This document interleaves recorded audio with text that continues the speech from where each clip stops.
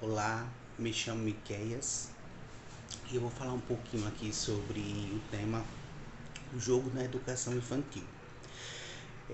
Para início de conversa, é interessante a gente entender que quando a gente fala em jogo ou vinculado à ideia do lúdico na educação infantil, não temos como nos desvincular das grandes contribuições trazidas por Piaget, Vallon e Vygotsky, especificamente quando se tratam do desenvolvimento e do processo de aprendizagem da criança.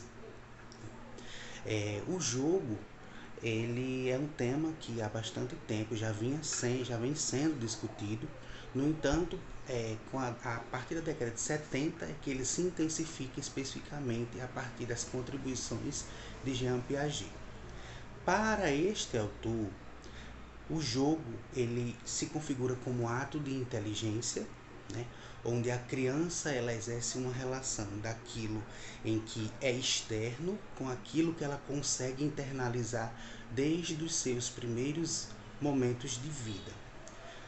Piaget ele vem trazer dentro desse processo de desenvolvimento da criança em relação ao jogo três tipologias de jogos que são considerados importantes para se entender como que a criança aprende brincando.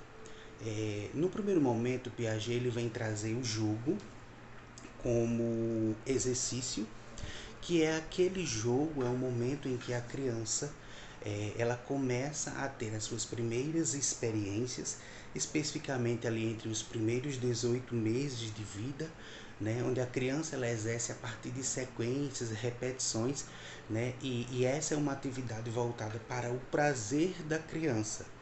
Né. E um outro tipo de jogo é o que o Piaget chama de jogos simbólicos, que são aqueles jogos relacionados ao faz de conta, em que a criança ela já começa a ter um certo desenvolvimento e que tudo para a criança ali vai se tornar algo relacionado ao fantasioso, relacionado àquilo vinculado à sua imaginação.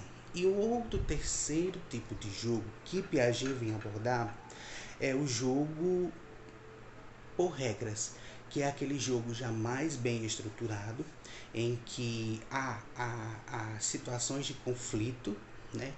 E a partir deste jogo, o objetivo é trabalhar a regularização a partir da integração do grupo social com a criança, né? Então é aquele tipo de jogo em que já existem as regras estipuladas, né? Em que a criança ela consegue internalizar mais as normativas do que está o seu externo em relação ao jogo. Né? Numa outra perspectiva, é interessante a gente considerar também que, além de Piaget, quem considera o jogo como um ato de inteligência, mas levando em consideração o contexto da imitação daquilo que a criança consegue fazer, é Henri Vallon. Né? Vallon, assim como Piaget, entendem o jogo a partir de 4 funcionalidades. Essas funcionalidades elas podem ser divididas em 4 tipologias. Né? A funcional, a de ficção, a de aquisição e a de construção. Para Vallon e também Piaget, os jogos marcados a partir das funcionalidades funcionais são aquelas atividades que envolvem a representação de movimentos simples, como por exemplo levar uma colher à boca, né, bater palmas, estender o braço, encolher, agitar dedos, né. Já as atividades de ficção são aquelas relacionadas à questão da brincadeira através do faz de conta, daquilo que a criança imagina e a partir dali ela externaliza. Um outro momento que Vallon e Piaget eles colocam é justamente as atividades a partir da aquisição, que é aquilo que a criança ela aprende ouvindo. E por último, tem-se o que Vallon e também Piaget caracterizam como atividades de construção, que é aquela atividade em que a criança envolve combinações, a organização de objetos. Né? Aurélio Nunes de Oliveira, faço curso Pedagogia no Polo de Luiz Gomes e vou falar sobre a importância da brincadeira na educação infantil a partir de Vygotsky, Piaget, Brunner, Kossab e Schwartz. E incorporar brincadeiras na educação infantil não apenas promove o desenvolvimento de habilidades sociais e cognitivas, como também contribui para o bem-estar emocional das crianças, formando a aprendizagem uma experiência prazerosa e significativa. E o papel das brincadeiras na construção de narrativas no suporte mútuo entre as crianças, juntos esses pesquisadores evidenciam que as brincadeiras não são apenas um passatempo, como muitos até pensam, mas um processo rico e complexo de aprendizado, socialização e construção de significado dentro da cultura dos pares. Me chamo Rafael Lima. Para Corsaro, o professor é visto como um parceiro da brincadeira, onde apesar delas surgirem do pensamento infantil, o mesmo vai criar limites, regras e materiais, se trabalhando a cultura da dupla. Algumas crianças já trazem o limite de casa, enquanto outras adquirem na escola com o ambiente professor. Para o autor, os professores da educação infantil se diferenciam dos demais, pois são eles que realizam esse trabalho.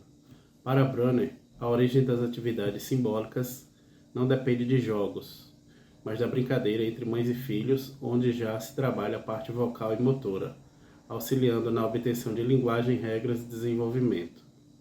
O autor vê essa troca não apenas como um aplicador de significados, mas pode vir de trocas lúdicas. Duas situações importantes são a troca e o cruzamento de olhares e a verbalização.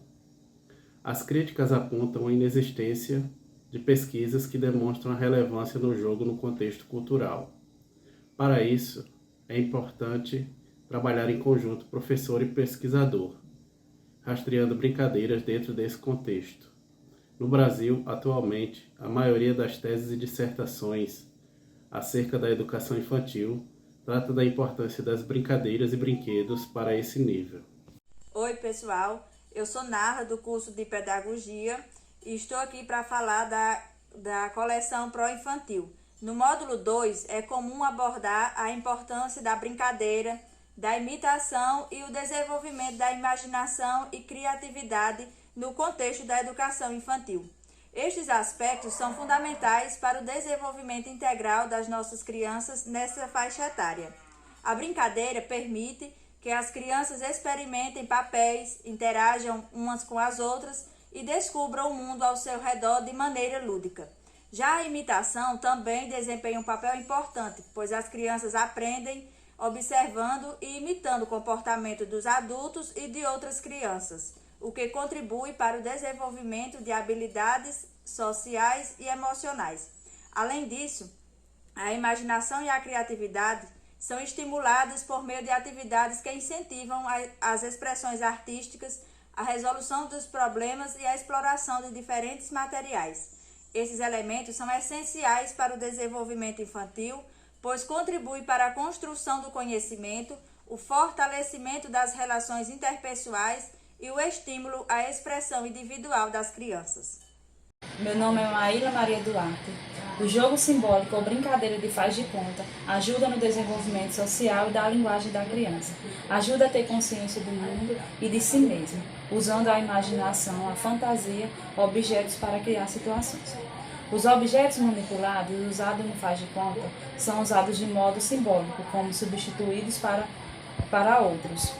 Por exemplo, quando uma cadeira é usada pela criança como se fosse uma cama, ou uma vassoura como se fosse um cavalo ou uma moto. Com o desenvolvimento da criança, o jogo simbólico deixa de depender de objetos e passa a apoiar-se nas ideias, imagens e regras construídas por ela, como representa do outro no jogo. Por exemplo, sendo o professor ou um policial, ou a mãe cuidando do filho. Olá, me chamo Michele, sou aluna do Polo de Luiz Gomes e venho aqui falar um pouco sobre a construção da autonomia pela criança. um tema bastante importante que nos faz refletir de como a criança constrói essa autonomia a partir de pessoas que convivem com ela, como colegas de escola, como adultos, como crianças que elas convivem ao seu redor. E um ponto bem relevante que podemos observar durante as leituras foi com relação às brincadeiras. As brincadeiras, principalmente a brincadeira de casinha, no qual a criança ela se torna a mãe, o pai do bebê e tem aquele todo autocuidado, aquele autocontrole, e é onde a criança vai construindo, vai se espelhando através do adulto, ou seja, a criança vai criando autonomia a partir das ações. Além disso, a criança adquire o raciocínio, a flexibilidade cognitiva, e lembrando que é sempre importante na construção dessa autonomia a orientação e a presença de um adulto, de crianças, principalmente no contexto escolar, no ambiente escolar no qual essa criança está inserida. Então, tudo isso é muito relevante para a construção da autonomia e o desenvolvimento de várias habilidades